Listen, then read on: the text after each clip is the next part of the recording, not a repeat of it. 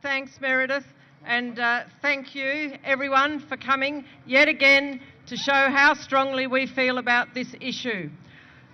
We're starting to get numbers from our country branches. The organisers in Katanning have just told us there are 80 people at the meeting in Katanning, which is fantastic.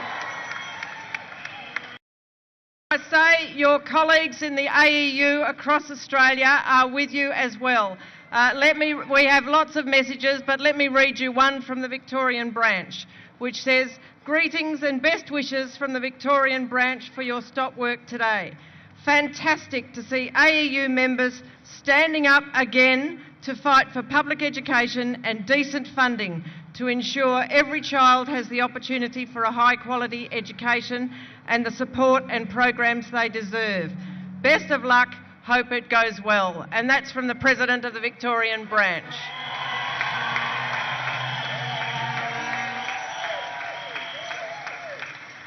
Colleagues, we're back here again for one reason, and it's a quite simple reason.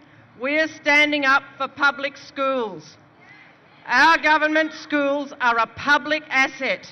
They're designed for a public purpose, and as such they must be and continue to be properly run and maintained by state governments.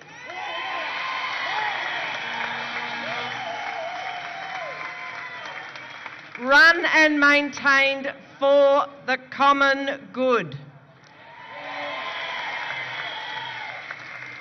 That is, they ensure that students from all backgrounds, no matter the wealth or otherwise of their parents, no matter where they live, no matter their religious beliefs or their ethnic origins, all have the right to a quality public education in our schools. That is the fundamental premise behind public education, and it is a purpose which must not be marginalised.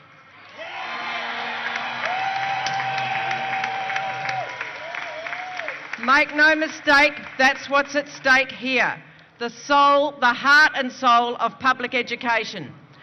There is an equity problem in Australian schools.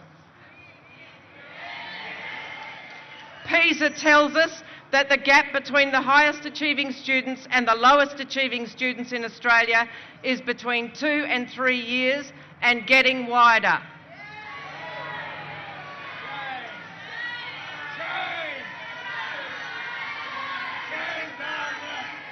The Federal Education Minister continues to deny this. As recently as November last year, he said, "I don't believe there's an equity problem in Australia."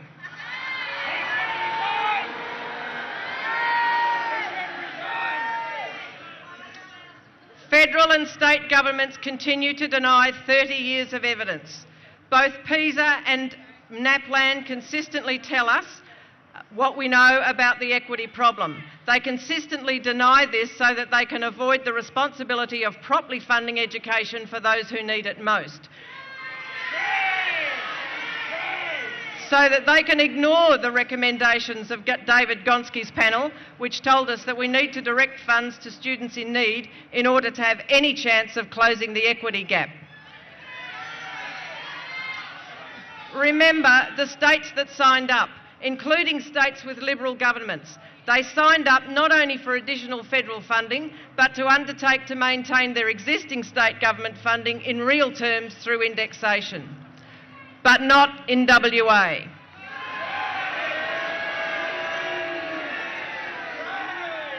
No, not in WA. In WA, Colin Barnett played political games in the lead up to the federal election, blaming and accusing. A power grab from the east, he said. He refused to sign up to a deal which would have prevented these cuts which we are now experiencing from happening.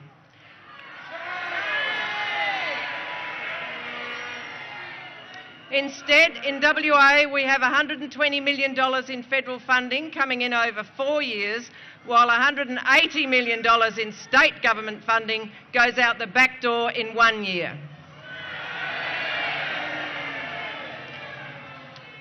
The effect of continuing to deny targeted funding in this way weakens the public purposes of education. By refusing to tackle the equity issue, state and federal governments are promoting the view which sees education in terms of individual achievements rather than a public good. People as consumers, not as citizens of a democratic nation. We know where this view will ultimately take us, and this is not a path we choose to follow. But this is exactly the path that our state government has chosen, despite the Barnett government telling us that the new student-centred funding model will address equity issues. Professor Richard Teese, in his report, recommended a model which was very similar in concept to the Gonski panel, that funding needed to be better targeted to those in need, to students from low SEI backgrounds, to children with disabilities, to Indigenous students and those from non-English speaking backgrounds.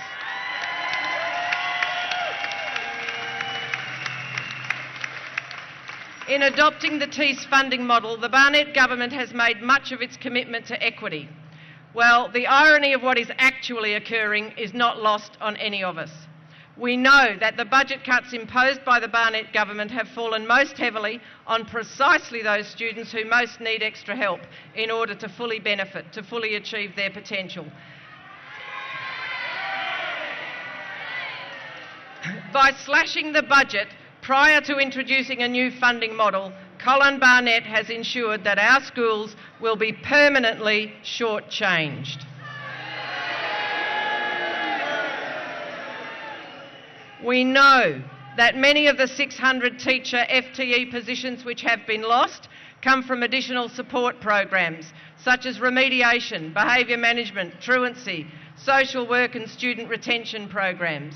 We heard last week's report on the behaviour management from the Auditor-General. It told us that $12 million in student support program funding has been lost to the system. We know 110 full-time equivalent time is lost from Level 3 classroom teachers. This directly affects teacher professional development and mentoring programs.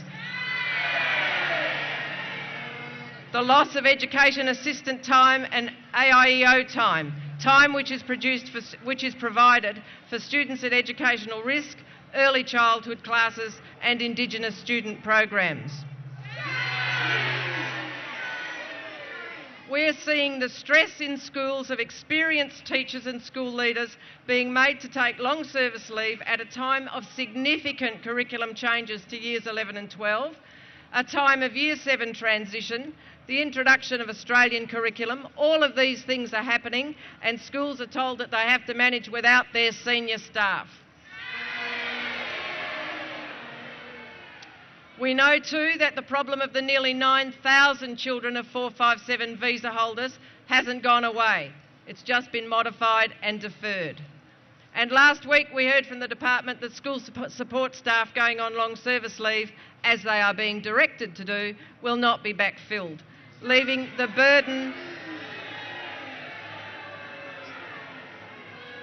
burden to fall on their colleagues, both teaching and non-teaching. Teachers have told us of EA hours being cut, of large numbers of classes at maximum or almost maximum capacity, of a reduction in curriculum options for secondary schools, of no capacity for small group work to assist kids with learning or behaviour problems, and even having to pay for basic classroom supplies from their own pockets. Principals have told us of identified program cuts, including excursions, intervention programs, and fewer children being able to access remediation programs. They've told us of an increase in workload as a result of budget cuts, with staff giving up lunch and recess breaks to run extracurricular clubs, and principals spending less time involved in decision-making and school management because they're directly managing student behaviour. And parents have told us that they're concerned that children no longer have access to extension programs and fear that they'll be left behind or not reach their full potential.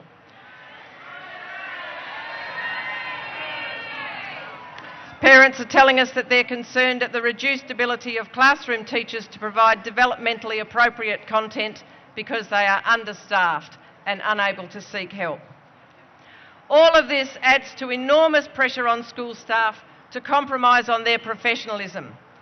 Let's remember too that for the first 2 months of these cuts, the Education Minister consistently denied that any cuts had been made.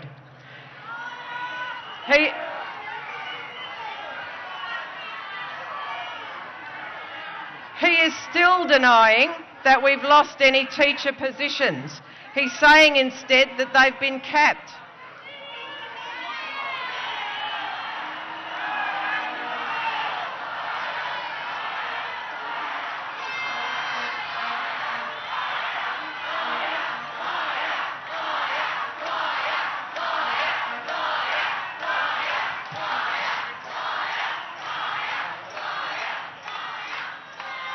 And three times last week, the government used taxpayers' money to attempt to undermine this action and our campaign.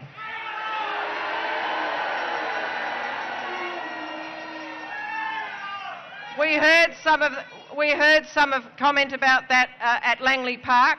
What they say, one of many things, that WA teachers are the best paid in the country. Well, yes, this is true, but it is completely irrelevant. This campaign is not about teachers' pay. And again, that experienced teachers are paid $106,000. Well, yes, but there are only 1,100 of those teachers across the system, and let's remember, they've had time slashed because of this budget. I say it again, this campaign is not about teachers' pay. We hear that from the government that expenditure on education has risen to $4.4 billion in 2012. Well, yes, it has. But remember, there's been an increase to the compulsory years of schooling. 3 more years of schooling have been added since 2008. The introduction of NAPLAN testing, the widespread use... That's right. The widespread use of IT for administrative and educational purposes. This is all hugely expensive. The large increase in numbers of students eligible for disability funding. Look, these are just a few of the changes that have been introduced. They add to costs, but not in a way that makes any difference to the way the money is actually used in the school budgets for meeting the needs of increasingly diverse school communities. None of this advertising and messaging to parents by the Barnett government should take away from the fact that $180 million has been cut from WA public school budgets this year.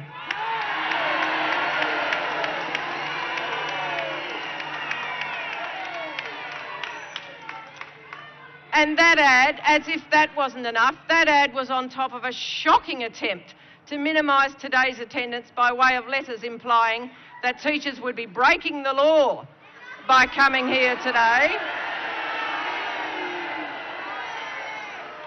And there was an implication that individual teachers may be disciplined as a consequence because they would be in breach of their contractual responsibilities.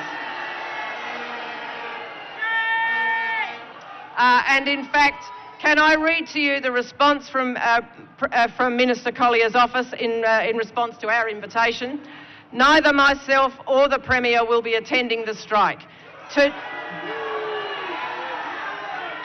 do so would be an endorsement of unlawful behaviour which will only serve to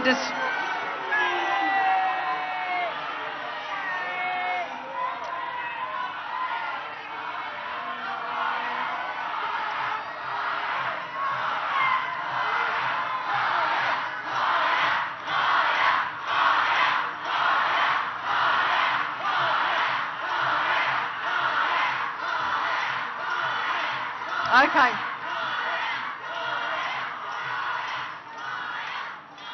It gets better. To do so would be an endorsement of unlawful behaviour which will only serve to disrupt students and their families. Well,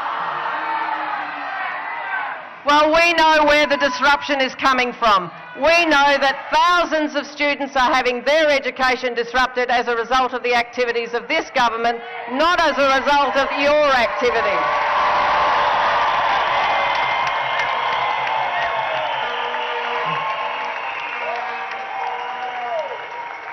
We've had contact from school principals who've been warned against participating in today's action. And I want to acknowledge the 400 primary school leaders who've signed a letter to the Premier asking for the cuts to be reversed.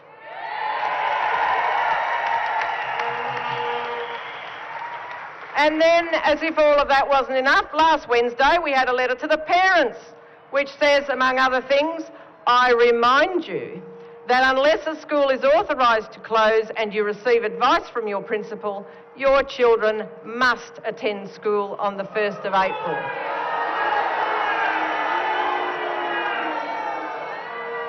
This puts incredible pressure on principals who may not be in a position to guarantee adequate duty of care for students who are in attendance today.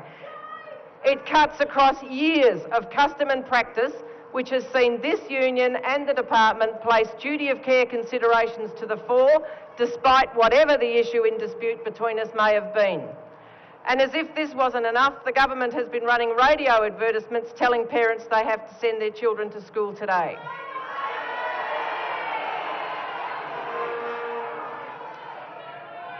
These actions by the government are both unprecedented and shameless. Well, suffice to say, the bullying hasn't worked. We are here.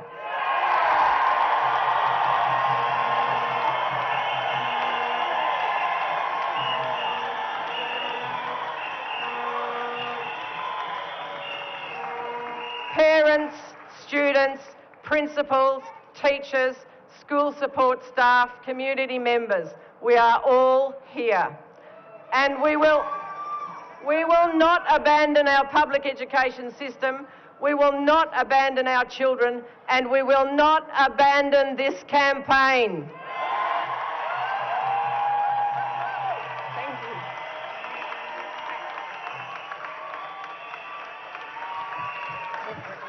Yeah, thanks very much, Pat.